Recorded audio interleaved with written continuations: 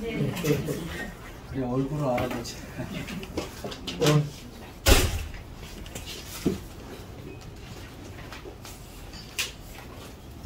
이스라엘 백성에게 하나님이 절기를 지키라고 했어요. 1년에 3번씩.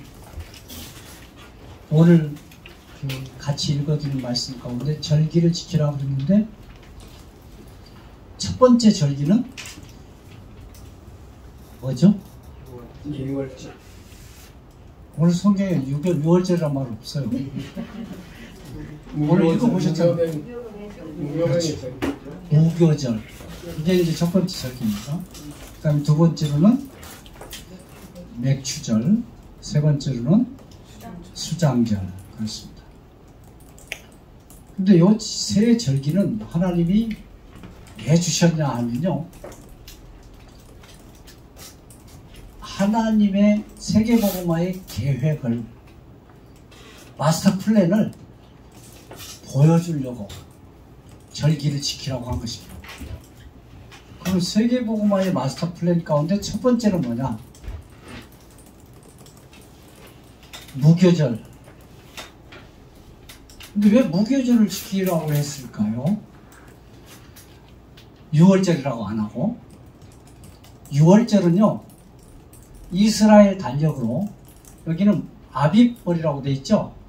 이 아비벌이 이스라엘 달력으로 1월입니다. 그리고 6월절은 매년 1월 14일 날 지키게 돼 있어요. 1월 14일. 그리고 무교절은 1월 15일부터 일주일간. 6월절은 하루예요. 무교절은 일주일간, 1월 15일부터 일주일간 지키는 겁니다. 그런데 6월절의 키는 뭐죠? 그리스도의 죽으심을 미리 알려주는 겁니다. 그리스도의 죽으심을 통해서 우리의 모든 문제가 해결될 것이다. 그걸 알려주기 위해서 6월절 지키라고 한 거예요. 그런데 무교절을 지키라고 했어요. 일주일 동안. 근데 무교절은 뭐냐면, 무교절의 핵심은 첫 곡식, 첫 열매. 첫 열매를 거두어들이면 그걸 제사장에다 주어라. 그러면 제사장이 그것을 흔들어서 하나님 앞에 드린다. 흔들어서 드린다 해가지고 이제 한자로는 요제라고 그렇게 하죠. 그럼 그 요제는 뭘 의미하는 것일까? 그 첫 열매를 드린다는 의미입니다. 근데 첫 열매가 뭐냐? 뭐가 첫 열매일까요? 고린도전서 15장 20절에 보면 그리스도께서 부활하심으로 첫 열매가 되셨다 그랬어요. 그러면 여기에 그 무교절의 첫 열매는요, 그리스도의 부활을 미리 예언한 거예요. 아직 그리스도 오시기 전인데 오래전 구약시대에 이미 그리스도의 부활을 예언했어요. 뭘로? 절기를 통해서 이스라엘 사람들에게 깨닫고 기다려라. 뭘? 그리스도의 부활을. 그러면 이제 우리가 오순절, 그럼 두 번째 절기가 이제 맥추절이에요. 맥추절은 다른 말로 오순절이에요. 또 다른 말로 칠칠절이라고도 해요. 그러면 오순절은 언제 지키냐? 3대 절기인 6월절부터 50일 후에 오순절 지킵니까? 맞습니까? 전부 다 그건 오해예요. 6월절 다음 50일이 아니에요. 6월절 지나고 곡식을 흔들어 드린 날부터 50일. 그럼 곡식은 뭐를 얘기한다고 했어요? 그리스도의 부활을 얘기한다고 했어요. 이게 부활한 날부터 50일. 그 50일 만에 지키는 절기가 오순절입니다. 그럼 오순절 날은 뭐 하는 날이죠? 성령이 오시는 날이요. 근데 성령이 오시면 뭐가 시작되죠? 추수가 시작돼요. 그래서 우리말 성경에는 맥추절이라고 되어 있는데요. 영어 성경에는 이 맥추절이 뭐냐면 하베스트라고 되어 있어요. 하베스트가 뭐죠? 추수. 그러니까 맥추절은 뭐냐면 추수의 시작을 알리는 절기예요. 어떻게? 성령이 오셔서. 추수는 뭐를 의미하느냐면요, 예수님이 계속 설명했어요. 추수는 뭐냐? 전도. 그래서 제자들에게, 야 봐라, 희어지가 곡식 추수할 때가 됐지 않냐? 그래서 제자들이 아직 추수를 모르는데요? 그러니까 그 추수는 전도를 의미하는 것이죠. 그러면 전도를 시작하는 절기가 하베스트, 맥추절이에요. 누가 전도를 합니까? 성령이 오시면, 성령에 의해서. 그래서 제자들이 전도했다고 그러는데 사실은 성령이 하신 거예요. 성령이 제자들을 통해서 전도가 시작됩니다. 그러면 이제 전도가 계속 되죠. 언제까지? 주님 오실 날까지 계속돼요. 그럼 언제 끝나냐 하면 전도, 세계복음화가 다 되고 그 다음에 그 곡식을 싹 모아서 저장한 다음에 그 다음에 절기를 지킵니다. 그게 수장절입니다. 그러면 수장절은 1년에 매년 지키라고 그랬어요. 매년.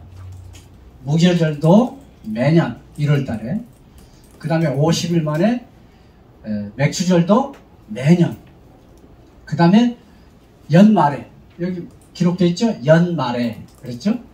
연말에 수장절을 매년. 그러면 여기에 지금 첫 곡식 그리스도, 첫 열매 그리스도, 첫 곡식 추수의 시작, 그 다음에 저장을 마친, 그건 전부 뭘 얘기합니까? 그리스도를 통해서 이제 그리스도 부활한 다음에 50일 만에 성령이 오시면 그때부터 추수가 시작돼서 그 추수가 끝나는 날이 있어요. 그 추수가 끝나는 날이 언제냐? 마태복음 24장 14절. 그리스도가 그때 오실 것입니다. 그래서 수장절에 대체되는 절기, 우리가 신약적인 용어로 설명한다면 수장절은 재림절, 그리스도가 재림할 것을 기다리는 절기입니다. 그럼 이제 1년에 3번씩 절기를 지켜야 돼요. 그럼 요즘은 어떻게 절기를 지켜야 되냐? 옛날에는 추수감사절 그러면 막 옛날 교회 다니는 사람 다 알죠. 막 호박 큰 거 같아, 큰 거, 제일 좋은 거, 첫 곡식 막 그거 지키라고 새 절기 주신 거 아니에요.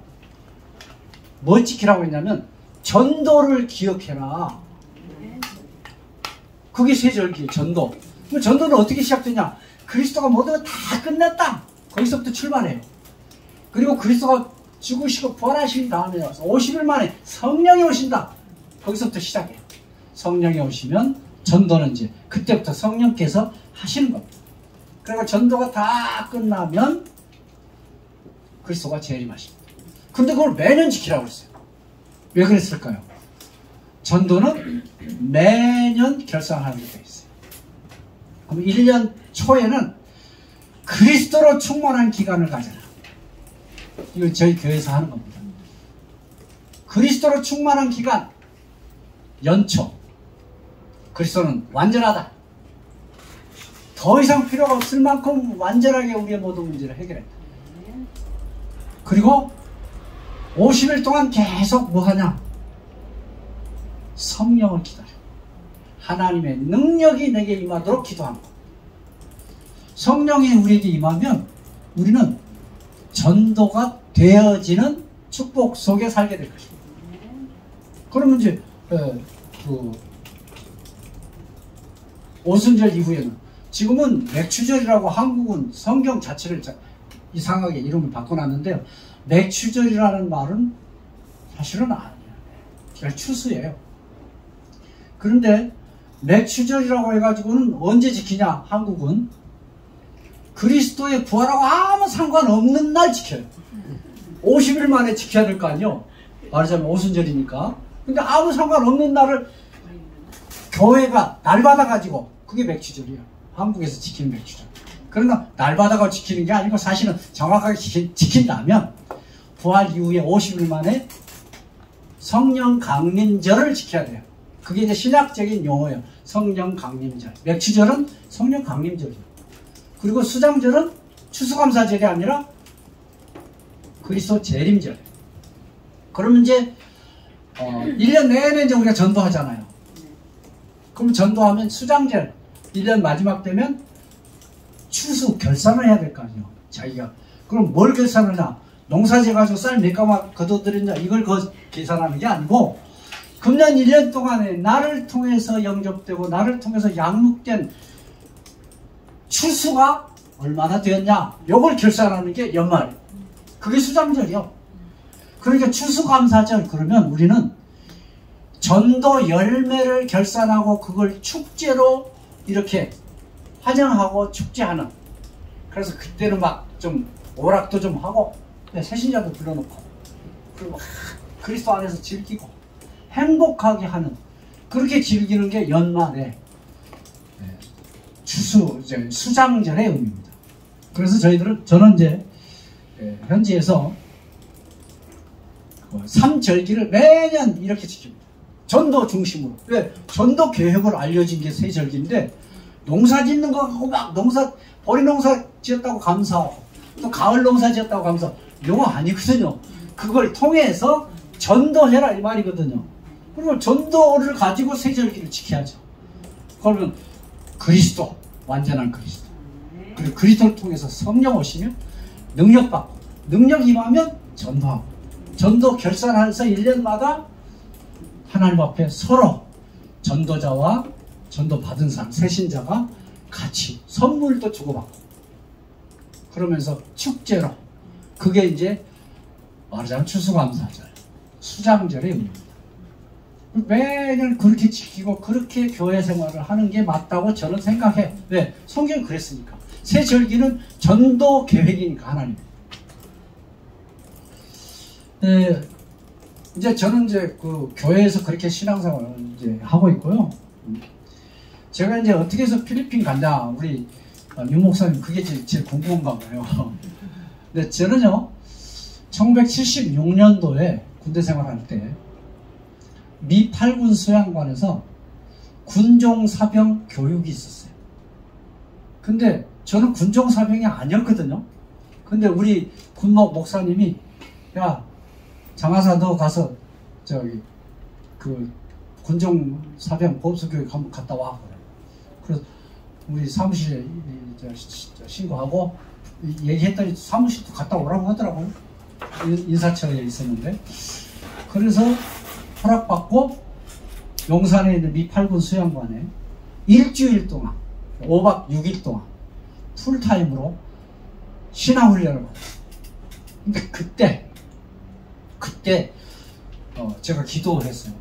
선교사가 되게 해주세요. 이렇게. 그럼 이제 그렇게 기도해가지고 이제 어느 날 제가 필리핀 가게 됐어요. 근데 필리핀에 왜 갔냐? 어떻게 갔냐?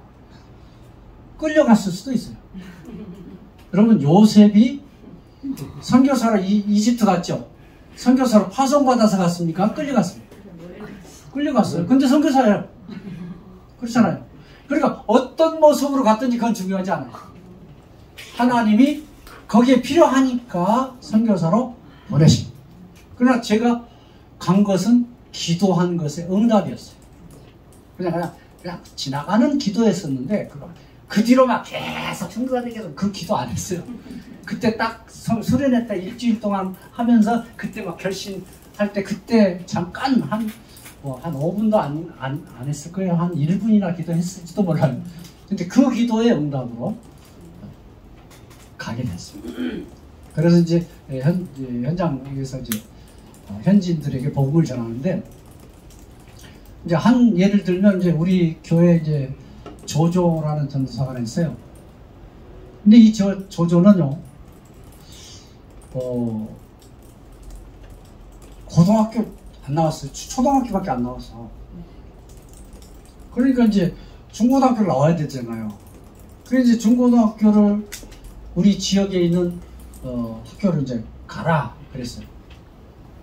그래서 이제 그 학교에 가서 나이가 좀 먹었는데 학교 가가지고 이제 고등학교 1학년부터 다녀가지고 2학년쯤 됐는데 재미없대. 안 다니고 싶대.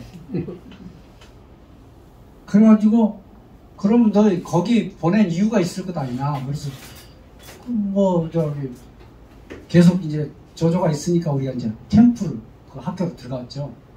어느 날 자기가 이제 자기 반 아이들에게 이 복음 얘기를 했나 봐요.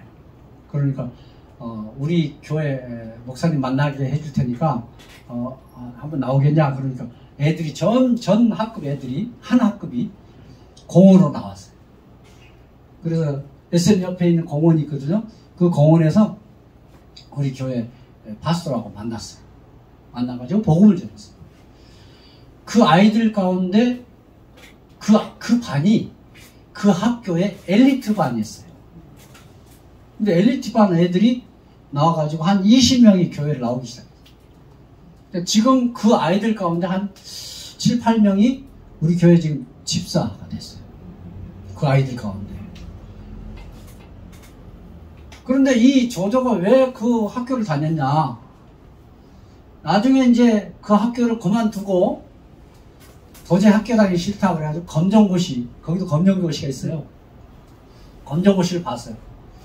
그래가지고 검정고시 합격자 발표하는 그걸 보니까 너 옛날에 검정고시 합격했는데 왜 또 봤냐 이렇게 답이 나온 거야. 그러니까 옛날에 이 학교 들어가기 전에 검정고시를 봤는데 지는 떨어졌을 줄 알고 체크도 안 해봤대. 그냥 아예 시험만 보고 말아버린 거야. 근데 합격이 된 거예요.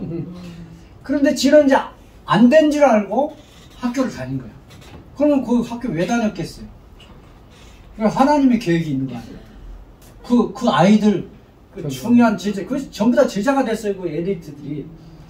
그 아이들을 위해서 조조를 학교, 생짜로 1년을 그냥 다닌 거야.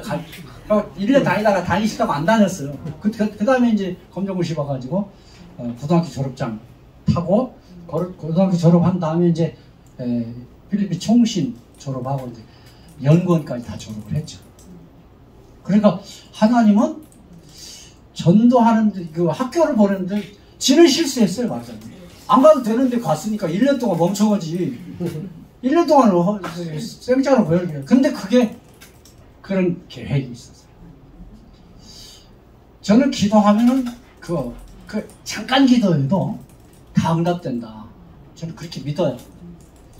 우리 이제 큰 딸이 지금 초등학교 교사예요. 큰 딸이 공부할 때쯤에는 교대 들어가기가 하늘이 별따기였어요. 근데 이 아이가 어렸을 때 유치원 다닐 때부터 너는 커서 뭐 될래? 그러고 물으면 나는 선생님 될 거예요. 꼭 선생님 된대. 근데 고등학생이 됐어요. 고3이 됐어요. 아빠, 내 성적은 이렇게 나왔는데 어디다 지원할까? 그래서 내가 얘기했죠. 너는 어렸을 때부터 초등학교 선생님 된다고 기도했지 않냐? 그럼 너는 틀림없이 초등학교 선생님 될 거야. 그러니까 교대 넣어. 그랬어요. 근데 교대 이렇게 다 검사해보니까 지 성적이 맞는 데가 없는 거예요. 근데 이제 제일 만만한 데가 이제 제일 그 교대 중에 제일 약한 데가 제주도였어요. 근데 제주도에서 학생을 모집하는데 성적으로 모집하는 게 있고 교장 추천으로 모집하는 게 있어요. 근데 이 학교에서 이제 애가 모범 학생이었으니까 착하니까 교장 선생님, 담임 선생님이 얘기해가지고 추천서를 당장 써준 거예요. 그리고 추천서를 그 학교에다 냈어요. 내가지고 시험을 봤는데 합격을 했어요. 제주교대. 그거 쉬운 거 아니에요. 굉장히 어려워요. 그런데 제주교대에 합격자가 몇 프로냐? 말하자면 30명 모집했으면 30명 딱 지원했어요. 그러니까 합격할 수밖에 없죠. 네? 근데 왜 그렇게 들어갔을까? 저는 저는 알죠. 기도 응답이다. 어렸을 때부터 기도한 거 틀림없이 응답 주신다. 응답 될 수밖에 없다. 그리고 응답 됐어요. 하나님은 우리 아들이 이제 너 커서 뭐 될래 그러면 어렸을 때 막 철을 들기 전인데 목사 될란다. 근데 아직 목사 될 꿈이 전혀 없어요. 보면 앞만 봐도 될 것 같지가 않아. 그런데 이제 우리 아들이 필리핀에 있을 때 군대를 가야 되는데 카츄샤 가고 싶대. 카츄샤. 너 기도하면 틀림없이 하나님이 너 카츄샤 가게 해주실 거다. 그래 기도해라. 그랬어요. 지가 기도했는지 안 했는지 난 모르겠어. 나는 한두 번 기도했어요. 카츄샤 가게 해주세요. 지가 영어도 계속 해야 되니까. 기도했는데 막 집중하고 금식하고 그렇게 기도 안 했어요. 그냥 기도했어요. 그랬는데 카츄샤 딱 들어갔어요. 카츄샤도 들어가기 쉬운 게 아니에요. 보니까 이거 뺑뺑이 돌려가지고 이렇게 한다더라고요. 근데 딱 들어갔어요. 그러면 이제 쟤는 아마 지 의지는 전혀 아닌데 하나님이 어느 날 이제 또 이렇게 부르실 것이라고 저는 믿어요. 그러니까 하나님은 기도하면 응답하시는 하나님. 그래서 응답을 따라서 저는 지금까지 왔습니다. 그러면서 이제 우리 필리핀에서는 새 절기를 매년 지키면서 신앙생활을 합니다. 말씀을 정리하겠습니다. 사람은 세 종류가 있어요. 다른 사람을 대하는 데 있어서 세 종류의 사람이 있어요. 그 세 종류는 직분이 있어요. 하나는 판사 같은 사람, 하나는 검사 같은 사람, 하나는 변호사 같은 사람. 그럼 전도자는 어떤 사람이 돼야 될까? 이런 말 안 해도 알겠죠. 변호사 같은 사람이 돼야 돼요. 변호사는 악인을 위해서도 변호를 해요. 왜? 변호사니까. 그러나 검사는 의인도 죄인을 만들어요. 그래서 이제 상징적인 그 직분으로는 검사는 사단의 역할이에요. 사탄의 역할을 하는 게 검사예요. 검사 부러울 거 하나도 없어요. 평생 남 정죄하고 남 판단하고 죄 묻고 감옥에 집어넣고 그 일만 평생 하면서 사는 사람이 무슨 축복받는 것입니까? 그런데 판사는 뭐 하는 거죠? 그러니까 공정해야 돼요. 그래서 판사의 역할은 하나님의 역할입니다. 검사의 역할은 사단의 역할이에요. 변호사의 역할은 그리스도의 역할입니다. 그리스도는 살리는 일을 하는 분입니다. 우리에게 완전한 희생을 통해서 십자가와 부활을 통해서 우리에게 새 생명을 주셨습니다. 그래서 우리가 이제 어제도 핵심 때 유 목사님 말씀하시는데 뭔가 뭐든지 조그만 일이라도 남에게 도움이 되는 일을 해라. 도와라. 나중에 그게 전도가 될 것이다. 돕는 일을 해라. 남을 비판하고 판단하고 정죄하고 그 일을 그만하고 돕는 일을 해라. 근데 그 일 중에서 제일 좀 잘 안 되는 데가 어디냐면 가정인 것 같아요. 가족들을 돕고 그것부터가 기본이잖아요. 출발이잖아요. 근데 이제 가족도 어떤 가족은 보면 굉장히 끈끈한 가족이 있어요. 그냥. 근데 어떤 가족은 그냥 물 기름처럼 그냥 번체만치 하고 그냥 그런 가족이 있어요. 근데 우리가 이제 전도자로서 일생을 살려면 남을 돕는 자의 삶을 살아야 될 것이다. 어떻게 하면 도울 것인가? 하다못해 10원짜리라도 도울 수 있는 사람이 되잖아. 하다못해 우리의 언어가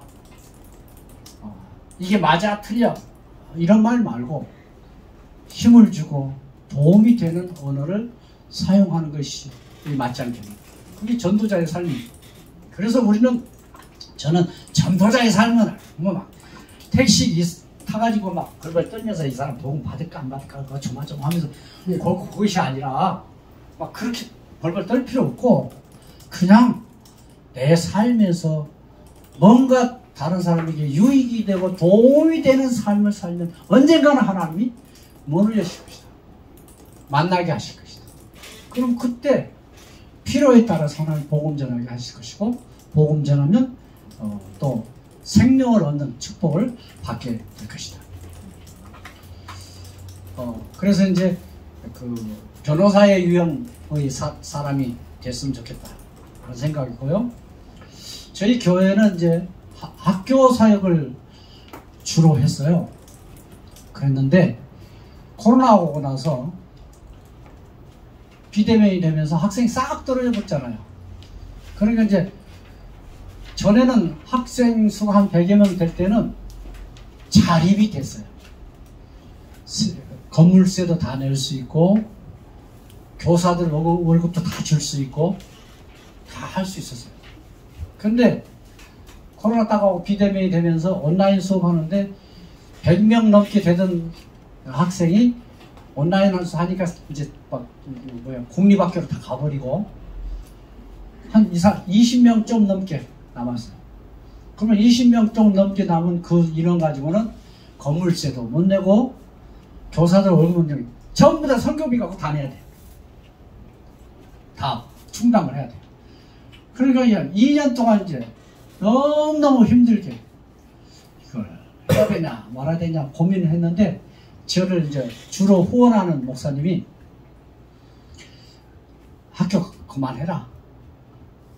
그리고 이제는 신학교를 해서 신학교 학생들 그 미래를 책임질 그런 목회자를 키워내는 일만 해라. 학교 사역은. 그리고 일반 학교는 그만해라. 그렇게 이제 그 말씀하셔서 그냥 학교는 그냥 폐교 신청을 해버렸어요. 폐교가 됐어요. 그러면 이제 그 건물에서 이제 폐교했으니까 이제 그 건물에서 나와야 돼요. 건물을 이제 하나님 주셔가지고 그냥 거의 공짜로 쓰다시피 했거든요. 한 모르겠어요. 한 2층인데 한 300평 될까? 굉장히 큰 건물이에요. 그런데 그 건물세를 거의 공짜로 쓰다시피 그렇게 했는데 이제 그렇게 되니까 이제 건물 주인이 코로나 때문에 주인이 사업이 안 되니까 좀 비워달라 이렇게 요청을 해서 그러면 예배당을 지어야 되겠다. 그래서 예배당 짓는 거 기도하는 가운데 저희 땅이 이제 한 90평이 우리 땅이 있어요. 그래서 90평에다가 건물을 지으려면 한 45평 정도는 지을 수 있겠더라고요. 45평이면 한 2층, 3층까지 진다면 좀 예배당을 지을 수 있지 않겠느냐. 그게 이제 기도 제목입니다. 땅은 있고 이제 건물만 지으면 되는데 건물을 짓는 것을 위해서 기도해 주시고요. 신학교가 이제 많은 목회자들 237 살리는 그 목회자들이 양성되어질 수 있도록 제자들이 일어날 수 있도록 기도해 주시면 되겠습니다. 고맙겠습니다. 기도하고 마치겠습니다. 하나님 세금복만을 위해서 저희들을 하나님의 계획 가운데서 불러주신 것을 감사합니다. 이제 그 계획이 우리를 통해서 이루어지게 하심을 감사합니다. 특별히 생명복음교를 통해서 많은 제자들이 일어나게 하시고 또 지역을 살리는 모델적인 교회로 응답받게 하여 주옵소서. 이를 위해서 세우신 목사님에게 성령으로 충만케 하시고 모든 사역자들에게 성령으로 충만케 하여 주옵소서. 예수 그리스도 이름으로 기도드립니다. 아멘.